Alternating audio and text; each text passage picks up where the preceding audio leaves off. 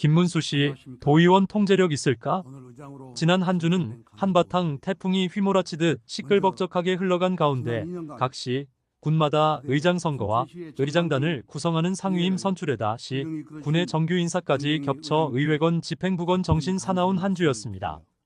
그런 가운데 집행부 견제 기능이 있는 의회의 의장과 상임위의 수장이 결정되고 단체장의 고유권 아닌 인사권도 발동되어 각 실과소의 인사가 있었습니다.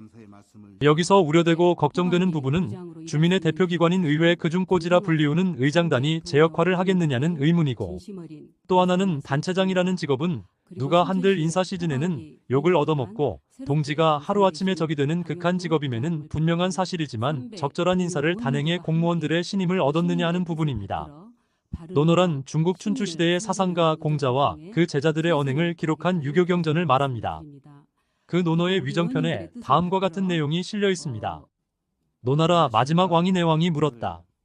어떻게 하면 백성이 복종하겠습니까? 하위 증민복. 이에 공자는 곱고 바른 사람을 등용하고 그렇지 못한 사람을 버리면 백성들이 따르고 거직 조조왕 증민복. 바르지 못한 사람을 등용하고 고든 사람을 버리면 백성들이 복종하지 않습니다. 거왕조조직 증민불복을 하고 답했습니다. 최고 지도자인 군주가 정직하고 능력 있는 인재를 등용하면 백성은 믿고 따른다는 얘기입니다. 인사의 중요성을 거론할 때마다 회자되는 논어의 구절입니다. 동서고금을 넘어 모든 시대와 장소를 아우르는 인사만사의 진리이기도 합니다. 여기서 인사는 사람을 채용하고 배치하는 것을 말합니다. 만사는 만가지의 일, 즉 모든 일을 가리키는 용어이지요. 따라서 인사만사는 사람의 일이 곧 모든 일이라는 뜻이기도 합니다. 알맞은 인재를 알맞은 자리에 써야 모든 일이 잘 풀림을 이루는 말입니다. 먼저 지방자치제를 시행하면서 지방자치단체에 지방의회를 둔 이유는 의회가 지방자치단체장의 폭넓은 행정집행권을 비판하고 감시함으로써 지방자치행정이 항상 민주적 능률적으로 집행되도록 하려는 데 있습니다. 의장도 의원들만이 투표권이 있지만 주민들이 뽑아준 이들이 투표를 한 것이기에 시민들이 인사를 했다 해도 과언은 아닐 것입니다. 그래서 지방의회는 의사결정기관으로서 주민을 대표하는 기능, 집행부의 통제 및 감시 기능이 있습니다. 이러한 기능은 주민의 권리와 이익을 옹호하기 위한 것이고, 이러한 기능을 수행하기 위하여 자치법권, 자치재정권, 자치행정권 등 많은 권한을 가지고 있습니다. 그런데 여기서 걱정되고 우려되는 부분들은 이번에 선출된 의장에서부터 상임위에 이르기까지 과연 개인적인 사익을 추구하지 않고 주민의 대표기관으로서의 그 임무를 제대로 수행할 수 있느냐 하는 물음표입니다. 의장을 끝으로 정치 일선에서 물러나겠다는 공약을 던진 이는 이제 소원대로 의장 자리에 올랐으니 지역위원장의 통제받기라 보여집니다. 이제 더 이상 무서울 것도 두려울 것도 없는 이가 과연 집행부를 제대로 견제할 수 있느냐 하는 의문입니다. 그러나 분명한 사실 하나는 지방의회의원은 주민의 대표자로서 일을 할 수 있는 권리를 가지고 있는 한편 지켜야 할 규범과 의무가 있다는 사실적 명제입니다. 공공이익우선의 의무, 청렴 및 품위 유지의 의무, 회의 출석 및 직무전념의 의무, 직위남용 금지의 의무, 일정한 직의 겸직 및 거래 등의 금지 의무, 질서 유지의 의무 등이 분명히 있다는 사실입니다.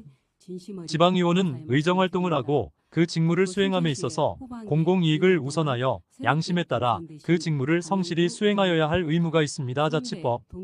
공공이익 우선의 의무는 의원에 대한 정당 구속의 한계가 되기도 하기 때문에 중요한 의미를 갖습니다. 가장 중요한 부분은 지방의원은 청렴해야 하고 의원으로서 품위를 유지할 의무가 있습니다. 자치법. 그러므로 지방의원은 직무와 관련하여 직접 간접을 불문하고 사례 증여양응을 받을 수 없습니다. 여기에서 품위유지의 의무는 직무활동과 관련이 없는 사생활과 관련된 품위유지도 포함된다고 할 수 있습니다. 이 의무의 위반은 의회 내에서 징계 대상이 됩니다. 그리고 지방의회는 합의제 기관이기 때문에 회의를 열고 의결하기 위해서는 일정 수 이상의 의원이 출석해야 합니다. 자치법. 따라서 의원은 지방의회의 구성원으로서 본회의, 위원회, 소위원회에 출석할 의무가 있습니다. 그리고 지방의원도 공무원이므로 성실과 전력을 다하여 그 맡은 바 직무를 수행하여야 합니다. 여기서 우리 시민들이 두 눈 부릅뜨고 지켜봐야 할 부분은 지방의원이 그 직위를 남용하여 자치단체, 공공단체 또는 기업체와의 계약이나 그 처분에 의하여 재산상의 권리 이익 또는 직위를 취득하거나 다른 사람을 위하여 그 취득을 알선하여서는 아니 된다는 부분입니다. 자치법. 따라서 지방의원은 어떠한 경우에도 직위를 남용하여 청탁을 하거나 경제적인 이익을 추구해서는 아니 됩니다. 또 하나 지방의원은 국회의원이나 다른 지방자치단체의 의원, 공무원 법상의 공무원, 농수산여변 초신용 협동조합 등의 임직원 등 그 많은 직에 겸직할 수 없습니다. 하자치법. 지방의원이 지방자치법 제35조 제1항의 규정에 위반하여 금지된 직에 겸직하게 되면 퇴직 사유가 됩니다. 자치법. 지방의원의 직무수행 공정성을 제고하기 위해 소속된 상임위원회 소관의 직무와 관련된 영리행위를 할 수 없으며 그 범위는 자치단체의 조례로 정하도록 하고 있습니다. 하자치법. 그리고 당해 자치단체나 공공단체와 영리를 목적으로 하는 거래를 하거나 이와 관련된 시설이나 재산의 양수인과 관리인이 될 수 없습니다. 이와 같이 지켜야 할 준수사항들이 많음에도 불구하고 정치구단의 능구렁이 자치단체장에 이끌려 그가 던져준 떡밥이나 덥석 받아먹으며 시민의 혈세가 줄줄 새는 건 아닌지 심히 우려되는 대목들이 한두 가지가 아닙니다.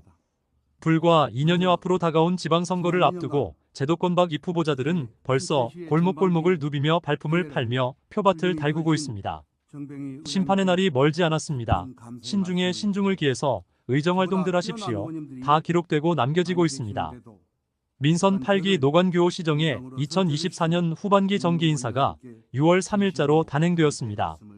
인사 규모는 4급 서기관 5명, 5급 사무관 20명, 6급 9명 등 승진자만 106명에 달하는 총 351명에 이른 대규모 승진 인사를 단행했습니다. 새로운 관점에서 변화를 주도하고 일하는 시정구현으로 순천시가 새롭게 도약하는 혁신 기틀 마련에 주안점을 두다 보니 인사 규모가 커졌다고 말합니다. 이중 특혜성 논란이 일고 있는 4급 서기관 여성 승진자의 약진에 대해서는 시정 현안에 기여하고 가시적인 성과를 보인 발탁 승진이 됐다는 게 순천시의 변입니다. 공직사회에서 인사가 실시되면 의뢰, 평가가 뒤따르기 마련입니다. 이와 관련해 전국 공무원 노동조합 순천시 지부에서는 조직에 활력을 불어넣기엔 기대에 한참 못 미친다는 평을 내리기도 했습니다. 전임 시정과 차별성이 없고 참신성과 개혁성에서 거리가 멀다는 평가입니다. 앞서 언급했듯이 인사가 만사입니다. 그러나 100%를 만족시킬 수 없습니다. 인사권자가 아무리 잘하더라도 불평이 나올 수밖에 없습니다. 51%만 만족해도 성공이란 말이 생겨난 이유일 겁니다. 그렇다면 요번 인사에 대한 순천시 공무원들의 만족도는 얼마나 될까? 잠옷 궁금하기만 합니다. 지방선거를 통하여 주민의 표를 먹고 사는 지방자치단체장은 현실적으로 인사 처리되면 스트레스를 많이 받기 마련입니다. 노관규 순천시장이 자신의 페이스북에 하소연한 것처럼 주변 사람들의 인사청탁을 기분 나쁘지 않게 차단하여야 하기 때문입니다. 매년 상하반기로 하는 승진 인사의 경우 자리는 한정되어 있고 대상자는 많아 승진에서 탈락하는 직원들의 입장을 헤아려야 하기 때문입니다. 인사는 기본입니다. 현명한 판단으로 시민을 위한 활력이 넘치는 지방행정을 운영해 나가기 위해서는 법규와 절차에 따라 인사권을 정당하게 행사하여야 할 것입니다. 인정에 끌리거나 표를 의식한 인사보다 능력 위주의 발탁 인사를 실시하여 글로벌 무한 경쟁 시대에 앞서가는 지방자치단체로 변모를 기대해 봅니다.